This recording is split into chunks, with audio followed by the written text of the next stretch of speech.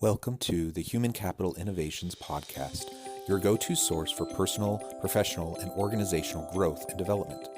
We hope you tune in often for all things people management, organizational development and change, organizational leadership, and social impact related. Maximize your personal and organizational potential with Human Capital Innovations Podcast.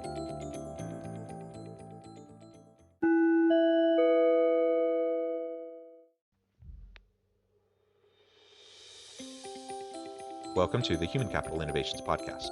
In this HCI podcast episode, I talk with Nick Velasquez about learning science, memory, peak performance, and mastery.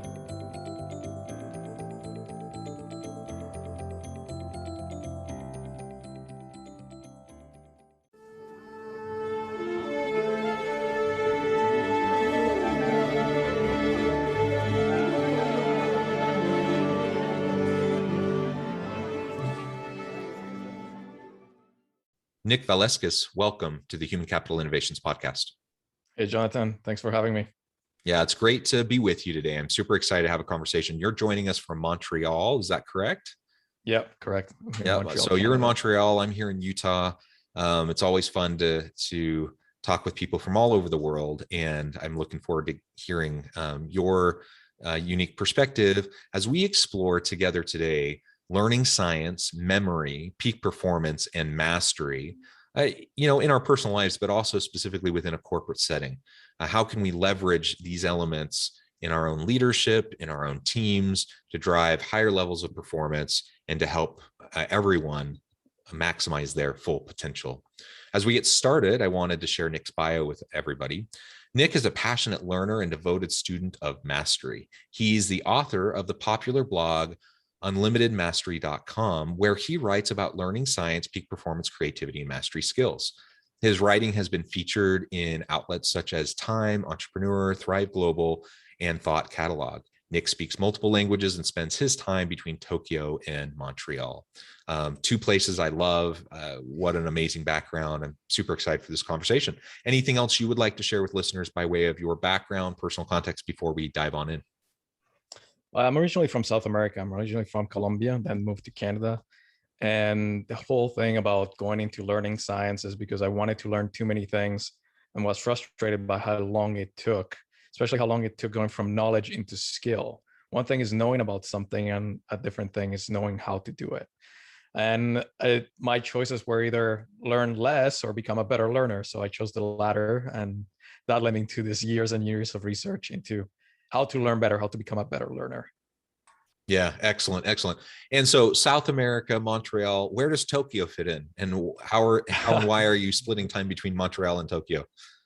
Tokyo, I just fell in love with Japan so badly. I love that place and I love the people. Life feels good there. Everyone's so polite and so friendly. It just makes it easy to go around. So I try to spend a couple months out of the year in Tokyo. I just go there because I like it. Oh, that's wonderful. It's that good. I've lived a few years in various Asian countries, mostly in South Korea, but sometime in Japan and China, Indonesia, and it's just a wonderful part of the world. And I have to share. I mean, this is completely off topic, but in my house we love anime. And right. and we watch a lot. My 17-year-old daughter is really into it, and so she's always showing us new shows or new movies, and just so impressive. So, anyways, I love the Japanese culture and all of that. Yeah, no, it's awesome. I also like anime. I'm not a deep fan, but there are some animes that are just too good to ignore. Yep, absolutely. Well, sorry for that digression, but now as we dive back into learning science. Tell us a little bit more about that. I think listeners probably get the general sense of what you mean by that, but I think also there's some very specific, definitions of what that means. Learning science. When we think about science, a lot of people think about, the hard sciences, biology, chemistry, geology, that sort of stuff. What is learning science? Sure. So the whole point is, learning science is about how we learn. And then based on how we learn, how our brain learns new information, then we can derive some strategies of how to learn better. And that's the whole purpose. And I like to focus on the strategies and the things that we can use to become better learners instead of the science of how we learn, or the mental processes, which I think the analogy I try to use is, imagine a race car driver. So this person doesn't need to know the mechanics of the car, the basics, sure, but the idea is they need to focus on mastering how to drive those cars instead of the engineering behind it. So that's kind of the same approach I want to take, which is, instead of learning like how at the neurological side of it or the cognitive side of it we learn, then how to use that knowledge to become better learners. And that's the whole purpose of it. And if you think about it, so we're designed in a way that some things are better learned if we use different strategies. And memory is a great example, because we all try to do rote learning, which is repeating things over and over. Where mnemonics, which is when you associate what you're trying to memorize with things that are kind of outstanding or things that you already know. Let's say if you meet someone at a party, person says the name, let's say John, and you associate that new John with a John that you know from high school or something. You create that association, it sticks in your mind much better. So the idea, and we can think about it this way, rote learning or repetition, it's like taking a wheel, putting it on its side, and then pushing it. You're going to make it go where you want it to take it, but it's not the proper way to use it. So the whole purpose of the discussion is like learning a few strategies and things of how to use our mind effectively, so we can become better learners. So we learn faster, we learn better. Yeah, I appreciate that that kind of description. And I think about myself and the evolution of my own learning approach. I've always been a good student. I've always worked hard. But I found, going through high school and then my first year of college, I approached learning in a completely different way. And then I went and spent a couple years in South Korea, and I learned the Korean language. And learning a new language like Korean, like blew me away, like the difficulty of it. Such a difficult language, and the nuances and the pronunciation, the sentence structure, just like everything. And I was totally in an immersive environment, and it was just so hard, and it rocked my world. But what it did is it completely, I don't know if rewired the brain is the right way to term it, but it certainly shifted my approach to learning. It changed. And so when I came back from that experience and I continued at university, I was a completely different type of student. I studied differently. I learned completely differently. I was much more efficient and effective in how I studied, in those sorts of things. And I attribute a lot of that, which has set me up for a lot of successes. And, as I've continued on through my career, I attribute that to just kind of relearning how to learn when I was pushed up against the wall trying to learn something really difficult like Korean language. Yes. One of the things, and this would be a main topic for learning something. And when you're faced with learning a new language and you realize how difficult it is and how much effort you need to put, it kind of changes your perspective or your expectations of what it is to learn a new thing. So what happens is that as adults, we already became really good at certain things, and we forget what it is to start something from scratch. So then we have these misconceptions of the learning process. We think we should be advancing so much faster, or that it's going to be much easier. And then when we face that reality of like, it's not that easy, most people default into the, oh, well, I just don't have it. I'm just not good at languages. I'm not talented enough. I'm not whatever enough. And then they quit. And the thing is, well, one is you forgot how difficult it is to learn something new.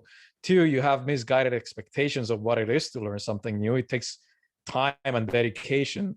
So for you, for example, learning Korean is, wow, you really need to dedicate yourself. This is not a summer project.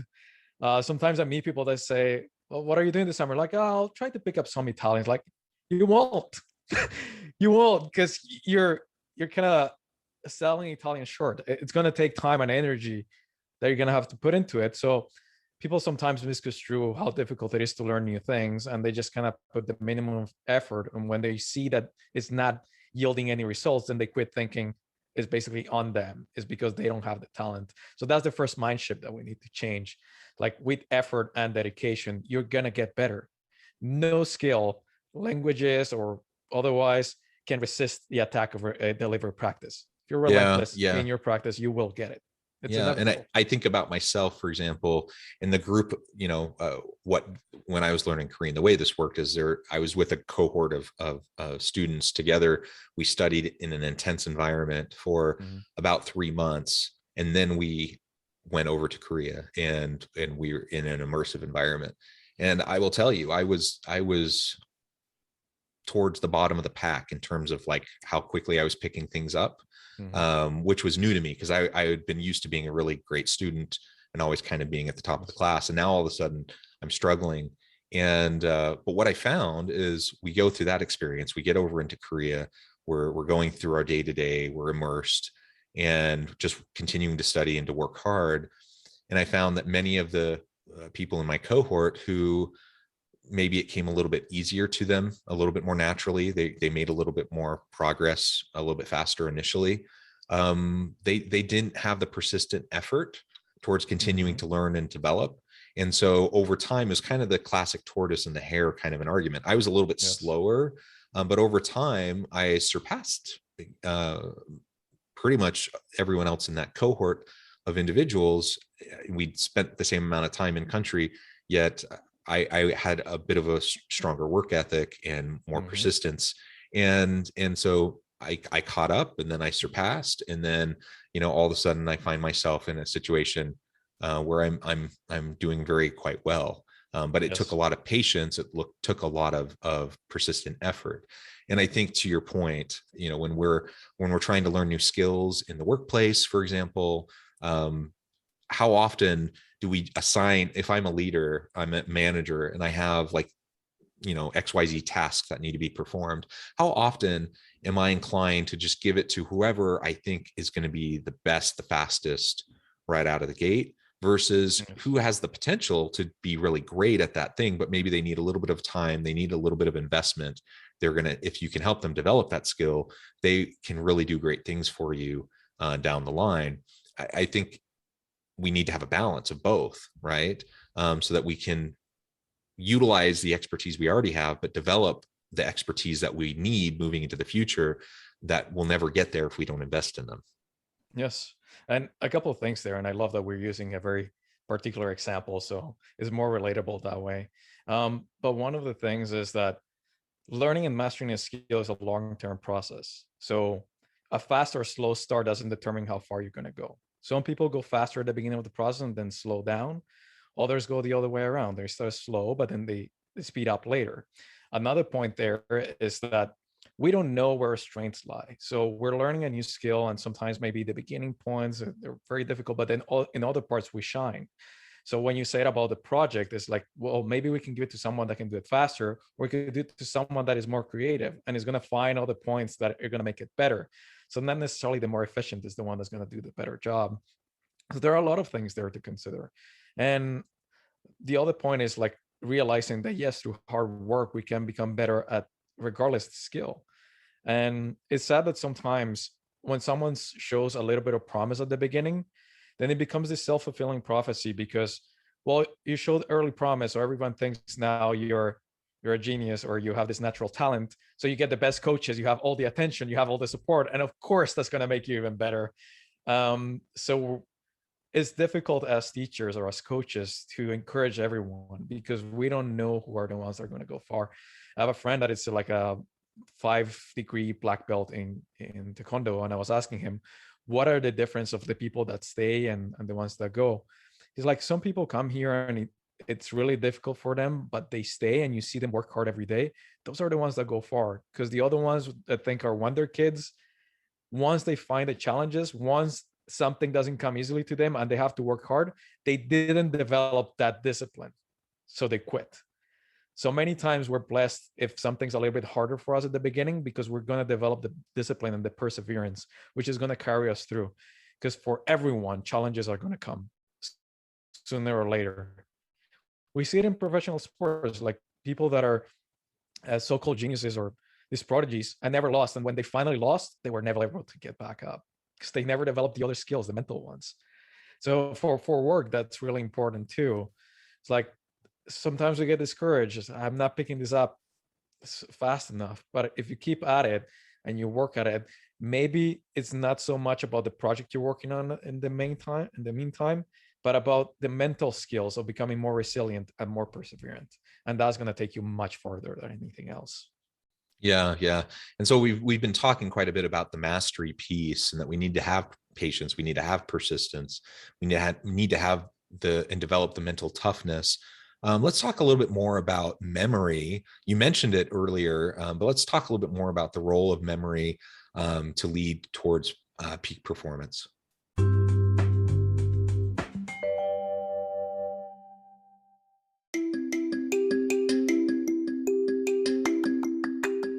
I'm excited to announce the publication of my new book from HCI Press, Bluer Than Indigo Leadership: The Journey of Becoming a Truly Remarkable Leader. Early in my adult life, I learned about an Asian proverb that translates as bluer than indigo. If you think about the color indigo, it is a brilliant, deep, and vibrant blue, what some would call the bluest of blues. To have something that is bluer than indigo is rare and truly remarkable. Contrary to popular myth, there is no one-size-fits-all or cookie-cutter approach to effective leadership. There's no silver bullet, no secret sauce, no go-to model that will solve all of our problems. The truth is, great leaders have all had their unique strengths and flaws, and have all had to discover and then pave their own distinctive path in their life's journey to fulfill their leadership potential. Bluer Than Indigo Leadership will help you discover your own path and explore those ordinary, everyday actions that will help you respond to an uncertain future and produce extraordinary results for individuals, teams, and organizations.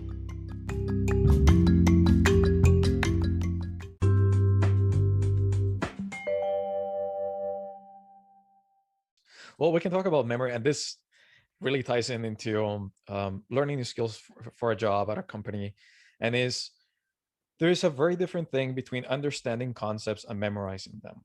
And this is the reason you can go to a seminar, you can attend a meeting, and you understand everything that's said, and maybe a couple of days later, you don't remember anything. And that's okay, because there are two different processes in the mind. Understanding is about making sense of concepts and ideas. Memorizing is about internalizing those concepts. And they both need different strategies. So for you to understand, it's just kind of following along an argument. So people like going to seminars because it's all this information, it's packed in 3 days, and you think you learned so much. You didn't learn, you understood things. For you to learn them, to internalize them, now you have to work on that information. You have to review it. You have to take notes. You have to put it into your own words, all these other things to commit that information to memory. You have to apply So it, right? understanding is not enough. Yes, you Yeah, also have to you apply have to it. apply it to move it into the deeper parts of the brain. Yes. Otherwise, I mean, there's lots of studies on this. You probably know the stats better than I do, but it's something really low, like 5 to 10% retention past even a couple weeks when we just Yep. like sit in a lecture, right? Yes. If we're just sitting there passively learning like a seminar, like you described, we're going to remember almost nothing. Yes. Just a couple weeks later. But when you have like actual practical application, you actually do the thing, you practice, you share it, you teach it to somebody else. When you do those sorts of things, it drives it deeper into a different part of Yes. your brain, and the recall can be there, and you can actually utilize it. It can be part of, it's like filling the well of your knowledge and your skills, and then you can utilize it later and pull out the water from the well and utilize it for whatever task you're doing at work. The problem is that consuming information feels good, but because it gives this false sense of progress. And it's so much easier to gather a theory, to read a book, to go to a seminar, to watch a documentary, things like that. And we feel like we're moving forward so much faster, but putting things into action is slow. That's why we avoid it, because it's tough. You need to put in the practice. But that's what eventually gets you to learn something. So an example that I like to give is, let's say you read a book on first aid, and like you understand all the information, you put the book back on the shelf, and then you're on the street and someone needs first aid, and like it doesn't matter if you remember where the book is and which chapter you need to review. If the information is not inside of you, it's useless. You can't apply it, you're not going to save anyone. And the other great point there is about the recall. So there is a big difference between recognition and recall.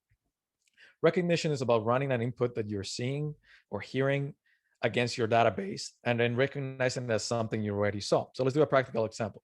You meet someone at a party, that person says the name, and then a couple of days later, you meet the same person on the street. You recognize the person, but you can't recall the name. So what's happening here? Recognition is you're running the input, you're seeing the person, and it goes against your database saying, have I seen this person before? And your mind says, yeah, I've seen this person before. But then the name, you don't see it anywhere. So you can't recognize it. You have to bring it from your memory. It come out and then it's there. So that's recall, which is much harder. So when people say I'm better at remembering faces than remembering names, it's not just them, it's everyone. That's just basic functioning of your mind.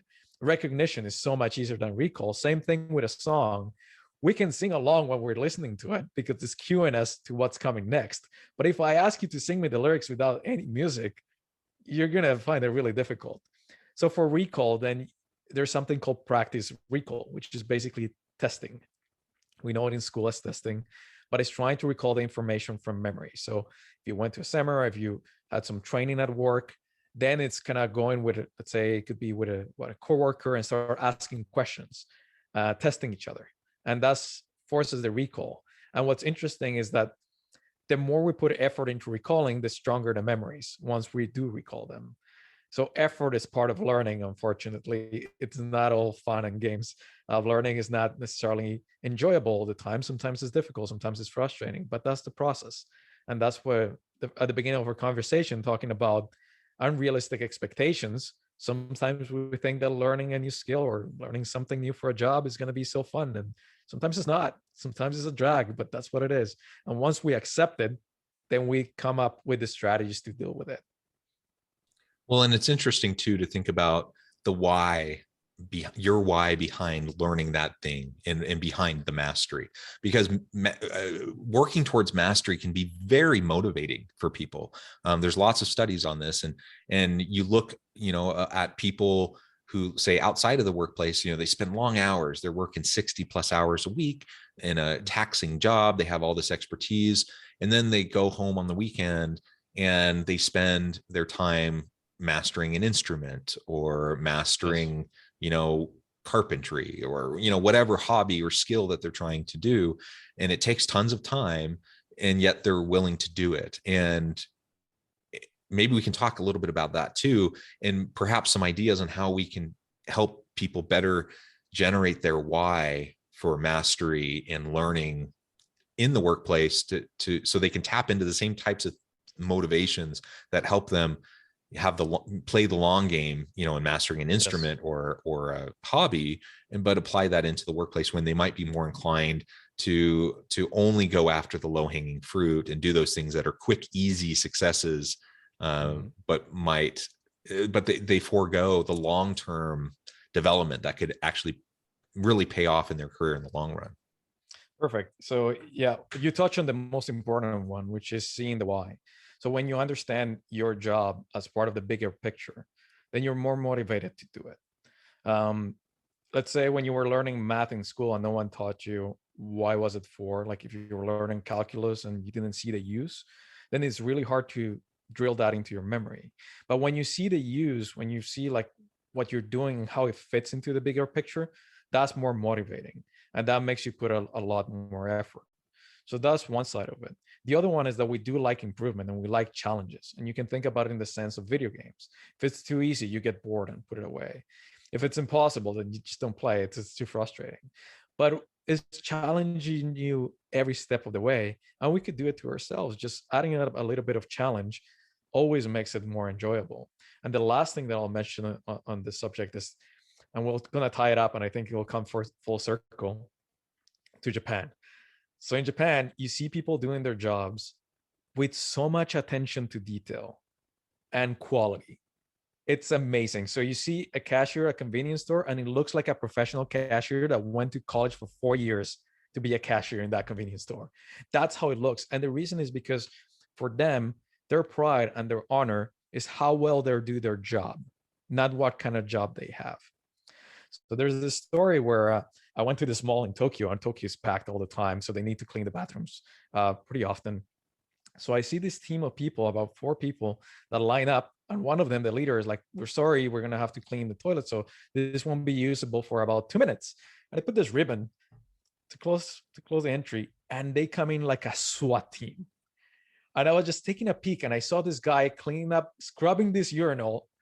And it's like, that's honorable. The way he's cleaning that thing it's honorable. He's doing his job, knowing that the way he does it is what brings him honor. He's not slugging through his job, which we see a lot in the West. We have a lot of this entitlement where we think I should be doing something better. This is just on passing. I'm just waiting tables because I'm waiting for that big break. I'm just doing this because, well, it's kind of in between jobs. And they don't put attention to that quality. The idea like, this is your present. This is all you have right now. And you might as well do it to the best of your ability for you, not for others. Doesn't matter if the others recognize it or not. And that's a lot of behind the Japanese philosophy. This sense of kodawari, which is being meticulous about detail, even if other people can't tell it. So you'll see shopkeepers cleaning or restaurant keepers cleaning under the tables where no one's ever going to look. But to them, that's cleanliness. That's attention to detail. So a story about Steve Jobs, who said that the interior of the Mac had to be beautiful. And everyone's amazed when they hear that story. Like, that's Japan. That's everyone in Japan. They think about it that way. And Steve Jobs was a fan of Japan, and probably he picked it up over there, that you do things for you. You have a standard of quality for you.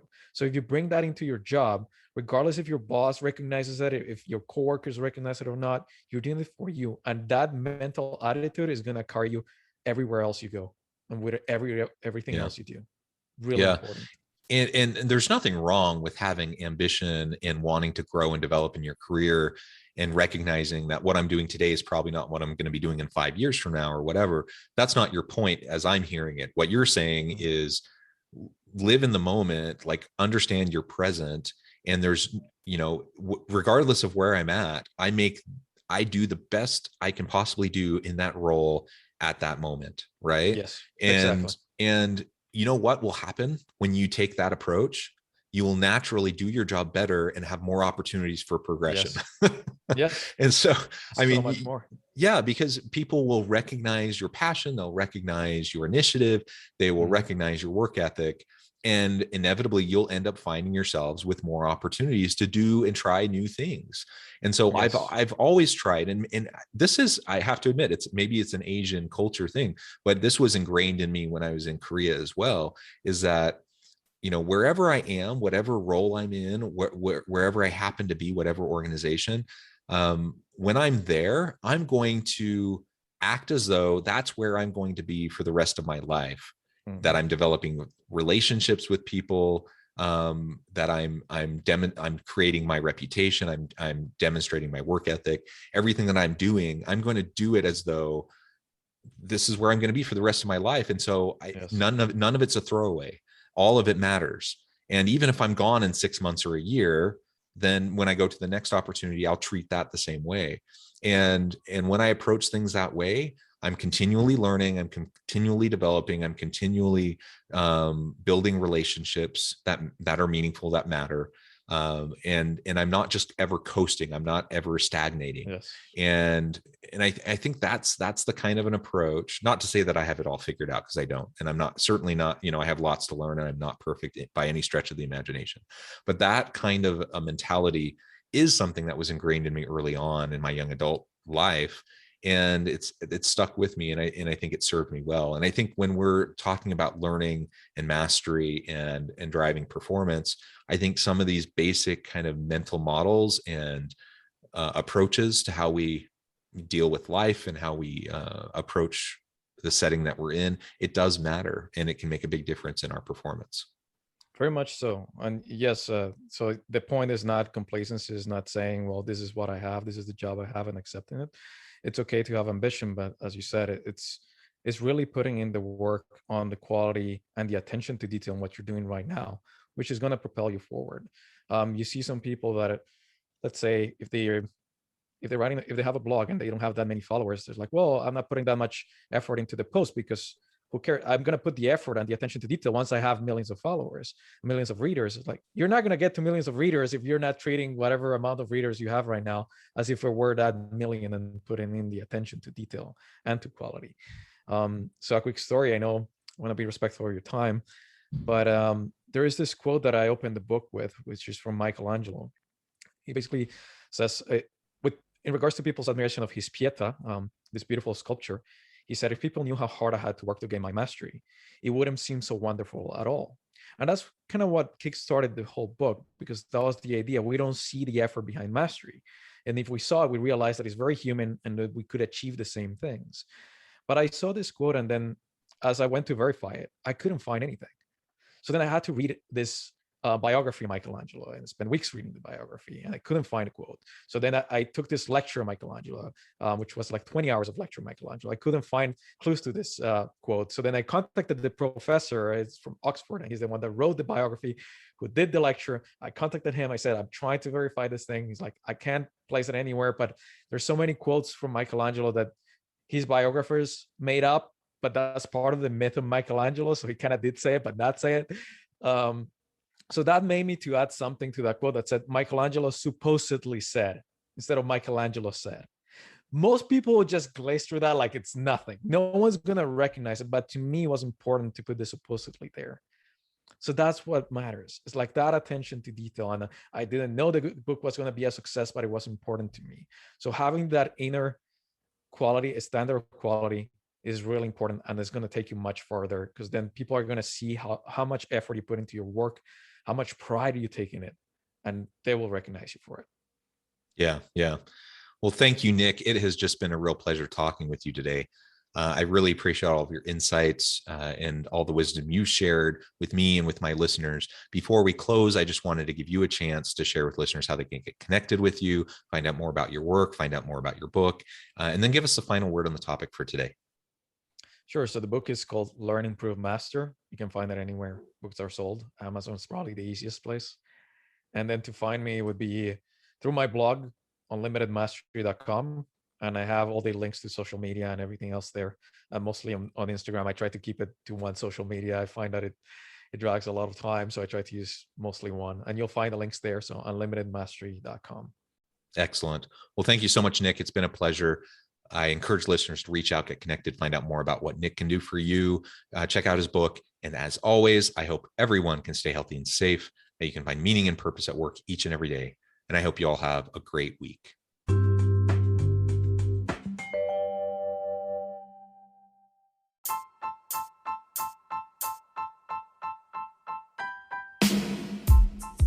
The alchemy of truly remarkable leadership. Ordinary, everyday actions that produce extraordinary results. Consider how the nature of work has shifted over the past 50 years. With increased globalization, rapid technological advancement, and the shift in economic composition, the average job of today looks very different than the average job of 50 years ago. What will the jobs and organizations of tomorrow look like? Moreover, what does this all mean for organizational leaders? What are the core competencies and capabilities of organizations and their leadership that are prepared for continued disruption and geopolitical and socioeconomic shifts?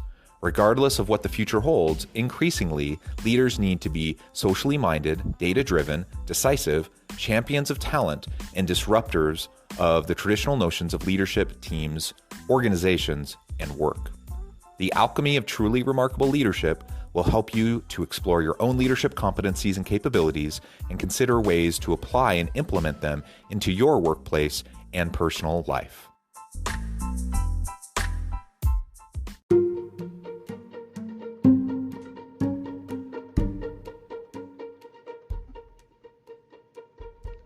Check out Human Capital Innovations magazine, Human Capital Leadership. Human Capital Leadership is a free, interactive e-magazine with the mission to help individuals, leaders, and organizations find innovative approaches to maximize their human capital potential. We publish issues quarterly in August, November, February, and May. Take a look at the latest issue and let us know what you think.